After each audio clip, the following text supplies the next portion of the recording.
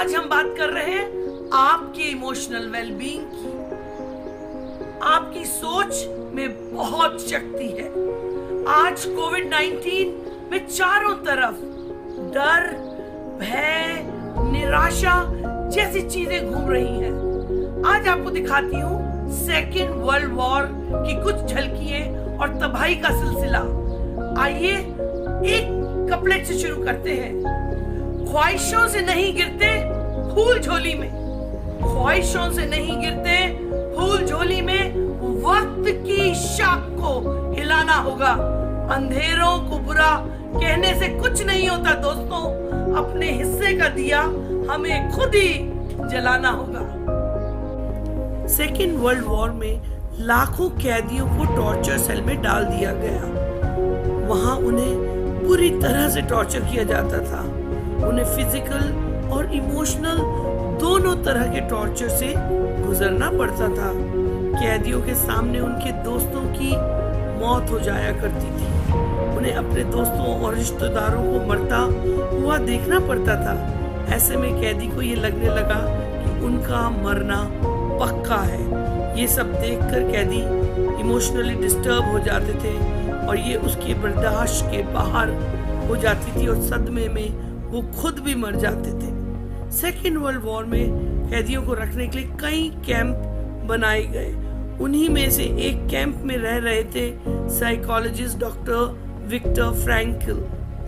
Doctor Victor Frankl उस camp में 3 साल तक रहे और जो भी उन्होंने वहां देखा, एक्सपीरियंस किया, टॉर्चर सहा, वो सब के बारे में एक किताब लिख देंगे, ये किसी ने सोचा भी नहीं था।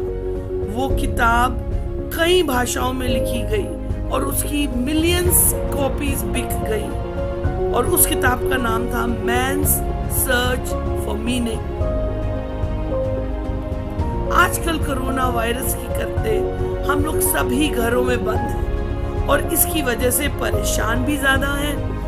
अब कोरोना वायरस की जो सिचुएशन है, इसको देखते हुए हमें, अगर हम सेकेंड वर्ल्ड वॉर की कुछ ये पिक्चरें देखते हैं तो हमें समझ में आएगा कि उस समय कितनी तकलीफें थी इंसानों को। इन पिक्चरों में दिखाया जा रहा है कि किस तरह से वो रह रहे थे, किस तरह से वो साथ में सोते थे और कितना मुश्किल वक्त था उन लोगों के लिए।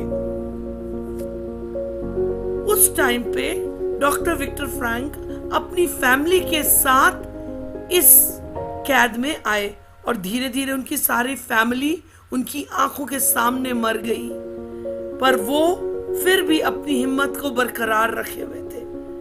उनकी कैद में एक आदमी और रहता था। उसने उन्हें बोला कि एक दिन रात को उसने सपना देखा और उस सपने में एक आवाज आई और उस आवाज ने पूछा, बोलो तुम क्या जानना चाहते हो। उस आदमी ने पूछा, मैं यहाँ से बाहर कब जा पाऊंगा। आवाज ने कहा 30 मार्च को। उस आदमी में जैसे उम्मीद सी बन गई। वो रोज कैलेंडर में दिन गिनना बैठना शुरू हो गया। दिन निकलते चले जा रहे थे। मार्च का महीना शुरू हो गया। वो बहुत खुश था, पर जैसे ही 29 मार्च आई और उसे लगा कि अब तो बाहर निकलने की उम्मीद बिल्कुल भी नजर नहीं आ रही, वो बहुत ही परेशान हो गया और एक दिन 29 तारीख को वो बीमार होके 30 को अल्लाह को प्यारा हो गया। इसकी वजह सब लोगों ने सोचा उसकी बीमारी थी, पर डॉक्टर विक्टर फ्रैंकल को मालूम था कि इसकी वजह उसकी नाउम्मीदी थी। डॉक्टर विक्टर जानते थे कि नाउम्मीदी की वजह से ही इंसान खत्म हो जाता है। जब उसकी उम्मीद खत्म हो जाती है, इंसान को धोखा नहीं मारता, इंसान को चैलेंज नहीं मारता, उसको उसकी नाउम्मीदी मार जाती है। जिस इंसान के अंदर आने वाले कल की कोई उम्मीद नहीं होती, कोई ख्वाब नहीं होता, उसके लिए जिंदा रह पाना बहुत ही मुश्किल है। इस किताब का सबसे बड़ा लेसन यही है, डोंट लूज होप। उस टाइम इन कैदियों में क्रिसमस से लेकर के न्यू ईयर तक बहुत ही ज्यादा मौत हुई, क्योंकि सभी लोग ये सोचते थे कि जिस तरह से क्रिसमस का टाइम आ रहा है शायद उन सबको रिहा कर दिया जाएगा, पर ऐसा हुआ नहीं। तो इसकी करके उनकी उम्मीदें खत्म हो गई। जब आपकी उम्मीदें खत्म हो जाती हैं, आपका इम्यून सिस्टम कमजोर हो जाता है, उसके बाद बीमारी बहुत ताकतवर हो जाती है। कमजोर इम्यून सिस्टम पे छोटी सी बीमारी भी बड़ा असर डालती है।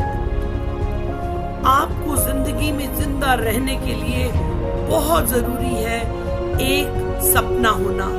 आप अपनी जिंदगी में किस चीज के बारे में पैशनेट हैं? अगर आप किसी भी चीज के बारे में पैशनेट हैं तो वो आपका लॉन्ग टर्म गोल बन जाता है, और उस गोल के सामने आपका कमिटमेंट जब बड़ा होता है तो ये छोटी मोटी चीजें आसपास की आपको परेशान नहीं कर सकती। आपका सपना बड़ा है, आपका कमिटमेंट अपने सपने के लिए बड़ा है। कोरोना क्राइसिस प्रॉब्लम्स कुछ भी नहीं है उस चीज के सामने।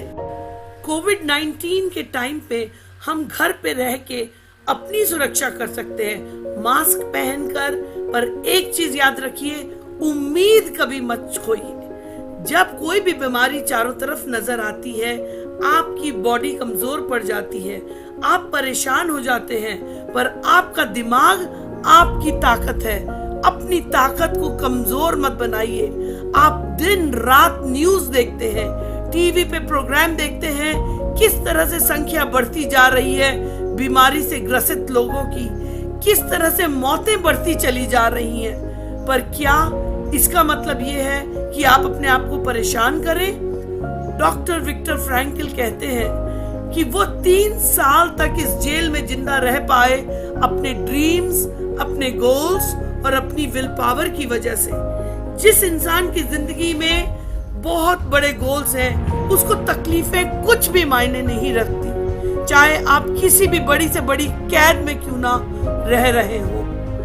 डॉक्टर विक्टर फ्रैंकल का कहना है कि ये कोई भी सिचुएशन जिंदगी की, उसको आप क्या अंदाज देते हैं, क्या मीनिंग देते हैं, ये आपके हाथ में। एक दिन सुबह आप घर से निकलते हैं और आपकी गाड़ी का टायर पंक्चर है। आप कहते हैं, ओह ये क्या हो गया मेरे साथ ही क्यों, मैं तो देर हो गई, मैं तो कहीं जा रहा था बड़े जरूरी काम पे।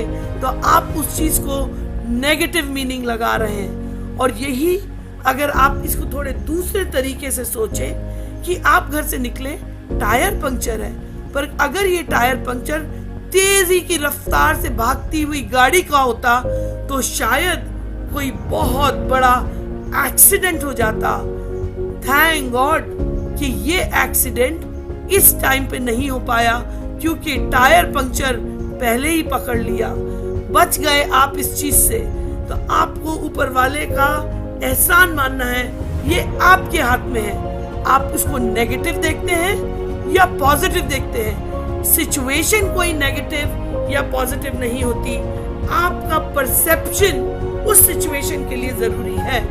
आज हम सब घरों में रह के रो रहे हैं, कंप्लेन कर रहे हैं, एंशियस हैं, होपलेस हैं, पर क्या आपने सोचा फायदे क्या हैं? कभी आपने अपनी फैमिली के साथ इतना वक्त बिताया? आज बच्चे घर पे हैं, माँ बाप भी घर से काम कर रहे हैं। मेरे तो कुछ दोस्तों ने अच्छी अच्छी किताबें पढ़ना शुरू कर दिया। ये वो दोस्त हैं जो कभी भी पढ़ते नहीं थे किताबें, पर आज वो ढूंढ ढूंढ कर मोटिवेशनल बुक्स पढ़ रहे हैं। मैं ये मोटिवेशनल वीडियोस नहीं बनाती अगर कोरोना वायरस ना होता। सफाई के बारे में हम सब की मानसिकता ही बदल गई है। कितनी बारी हम दिन में अपने हाथ धोते हैं, हाथ की सफाई कितनी जरूरी है। एक दूसरे से 6 फीट का डिस्टेंस मेंटेन करते हैं। हवा कितनी ताजी हो गई है, कितना खूबसूरत आसमान हो गया है, समुंदर के रंग बदल गए हैं, जैसे कि पूरी प्रकृति ने एक पुश बटन लगा दिया है। तो हम अपनी जिंदगी को क्या मीनिंग देते हैं, ये हमारे हाथ में है, किसी और के हाथ में नहीं है। हमारा डिसीजन हमारा है। आज हम जहां भी हैं, एक मैन का इवोल्यूशन प्रोसेस भी एक चेंज प्रोसेस था। चेंज तो नियति है इस जिंदगी की। चेंज से परेशान होके कुछ भी हासिल नहीं हो सकता। कोई भी आपकी एटीट्यूड की डिसीजन पावर को नहीं चेंज कर सकता। सब कुछ आपके खुद के हाथ में है। आपकी पावर आपके हाथ में है। आपका एटीट्यूड बताएगा कि आप अपनी जिंदगी में कितने खुश हैं या कितने परेशान हैं। अगर रोना चाहते हैं तो 1,00,000 वजह है रोने की, पर अगर खुश रहना चाहते हैं तो बस इस्तेमाल करिए अपनी इस पावर को और अपने पॉजिटिव एटीट्यूड को चूज करिए। वर्स्ट टाइम जा चुका है। बुरा वक्त एक साइकिल की तरह होता है। सेकेंड वर्ल्ड वॉर के वक्त पे ना लोग आपस में इस चीज के बारे में जानकार थे, ना इंफॉर्मेशन एक सिरे से दूसरे सिरे तक जल्दी जाती थी, ना ही लोगों के पास रिसोर्सेस थे। पर आज तो अच्छा वक्त है। लोग जानते हैं इंफॉर्मेशन इतनी जल्दी इधर से उधर जाती है और कितने सारे रिसोर्सेस हैं। मुझे पूरा यकीन है कि आगे और भी अच्छा वक्त आने वाला है। मैं आपको उम्मीद दिलाती हूँ कि पढ़ते रहिए, सीखते रहिए और विकास के मार्ग पे आगे चलते रहिए। Thank you.